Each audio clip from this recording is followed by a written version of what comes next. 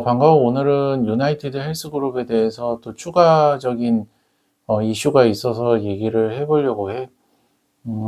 내가 이제 유나이티드 헬스그룹 영상을 언제 올렸는지 이제 정확하게 기억은 안 나는데 아마 한 달 아니면 한 달 이내일 거야. 그래서 그때쯤에 아마 매수를 조금씩 분할로 하면서 아마 웅덩이 그 상황이었을 거야. 그 주가가. 그래서 이제 그때 내가 조금씩 이제 매수를 하고 있었는데 그게 이제 갑자기 좋은 뉴스가 이제 떴었지.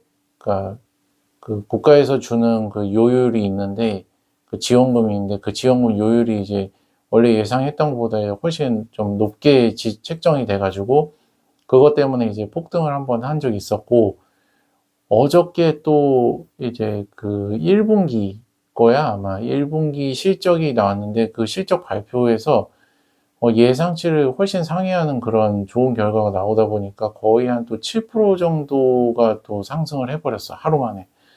그래서 내가 처음에 이제 분할 매수를 하던 때, 그때 이제 그 가격이 270불 아마 그쯤 될 거야. 그런데 한 달도 채 되지 않은 상황에서 지금 350불이 돼버렸거든.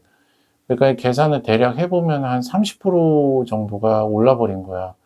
완전히 이거는 너무 심한 그 급상승인 거지. 그런데 나는 항상 느끼는 게, 어느 정도 이제 내가 예상을 하고 이제 처음에 이제 계획을 했던 그 어느 정도 일정량의 매수 그 범위가 있을 거 아니야. 그러니까 뭐 나는 몇 주를 사겠다 이런 게 있는데 내가 그걸 결국에 하지 못했어. 그게 이유가 이런 그 두 번의 큰 상승 때문에 그게 이루어지질 못해 버렸거든.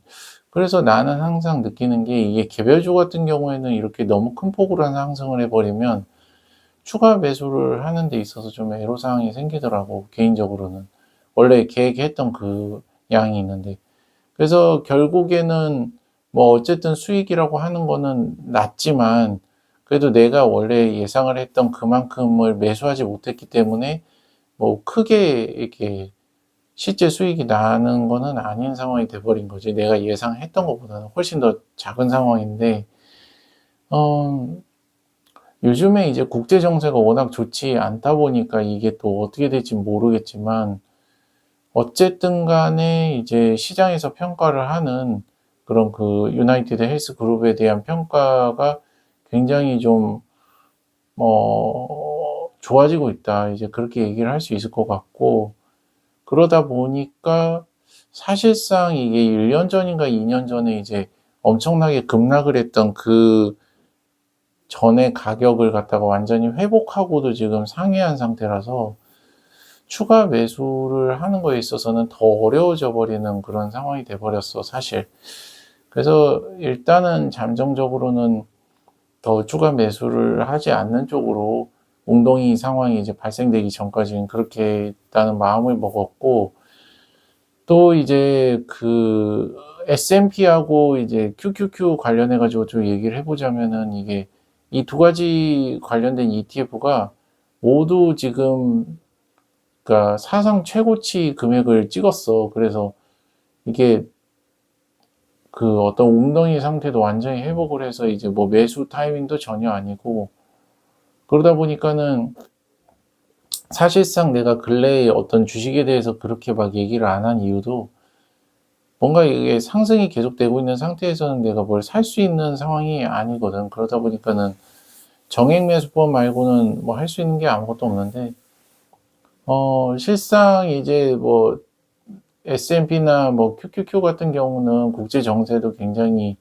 많이 영향을 받기 때문에 지금 호르무즈 해협 자체가 뭐가 해결이 된 건 아니거든. 그래서, 어, 분명히 이제 또 하락을 하는 순간이 있을 거고, 웅덩이가 생기는 구간이 있을 거고, 그리고 나는 이제 그때를 기다리고는 있는데, 사실 뭐 그때 막연히 기다릴 수는 없는 거고, 그저 이제 한 달에 뭐 이렇게 사기로 했던 정액 매수를 하는 그 행위는 이제 아무리 오르든 뭐 떨어지든 상관없이 계속 지금의 상승장에서도 여전히 변함없이 이제 매수를 할 생각이고, 일단은 지금 그것 말고는 내가 할 수 있는 건 아무것도 없는 것 같아. 그래서 뭐 오를 땐 즐기고 뭐 떨어졌을 때는 죽는다. 뭐 그런 이제 오줄옹줍이라고 해서 웅덩이 매매법을 얘기하는 그런 유튜버도 있거든. 내가 잘 보는 유튜버 중에.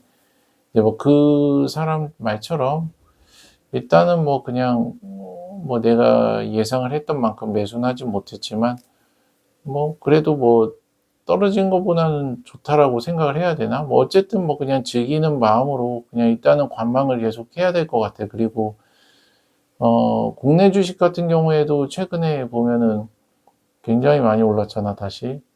근데 이것도 내가 볼 때는 이제 유가가 아직은 떨어지지 않았기 때문에, 그리고 우리나라가 지금 기름이 얼마나 지금 보유를 하고 있는지도 솔직히 잘 모르겠고, 아무래도 좀 뭔가 심상치 않은 느낌이 있어. 뭐 IMF에서도 좀 돈을 너무 풀지 마라, 좀 이렇게 주의를 준 것도 있고, 그래서 뭐 민생지원금도 또 나온다고 하는데, 여러 가지로 좀 시그널들이 좋지 않아. 그런데도 불구하고 이렇게 주가가 많이 오르니까 뭐 그건 뭐 나쁘다고 볼 수는 없겠지만, 어쨌든 간에 그런 하락하는 또 구간이 오지 않을까, 이제 나는 그렇게 생각을 하고 있어. 그리고 내가 국내 주식에 대해서는 좀 부정적인 편이지만, 또 한편으로 생각을 했을 때는 갈수록 이제 부동산에 그 투자하기가 어려워지면서, 또 이제 젊은 층들이 남은 어떤 돈을 가지고 다 부동산이 아닌 이제 주식 쪽으로 다 몰리고, 또 이제 연배가 있으신 이제 50대나 60대 분들도 이 주식에 대해서 이제 어느 정도 알게 되시면서 좀 이쪽에 금액들이 이제 많이 몰리는 것 같아요. 보면 자산들이. 그래서 음, 그렇게 하면서 일단 조금씩 조금씩 그래도 우리나라도 주식 시장이라는 부분에 국내 그런 개미들이 많이 이제 참여를 하는 그런 시장으로 변하지 않을까. 어떤 폭리적인 뭐 그런 것들도 많겠지만, 뭐 그런 부분에서 좀 건전성이 좀 생기지 않을까라는 그런 기대도 약간은 있어. 하지만 뭐 아직까지는 좀 더 관망을 한번 해보려고 해. 쉽게 이렇게 들어가고 싶은 마음이 아직까지는 생기지는 않는 것 같아. 어쨌든 오늘은 지금 이렇게 상승하고 있는 그런 분위기에 대해서 한번 얘기를 해봤고, 이런 상승장에서는 어떻게 해야 되는가에 대해서 생각을 해봤을 때, 결국에는 할 수 있는 건 특별히 없고, 평소에 했던 그 정액 매수를 뭐 정기적으로 매수하는 거, 그냥 그것만이 할 수 있는 유일한 게 아닌가, 이제 일단은 그렇게 생각을 해봤어. 오늘 영상은 여기까지 할게. 다음 영상에서 봐. 안녕.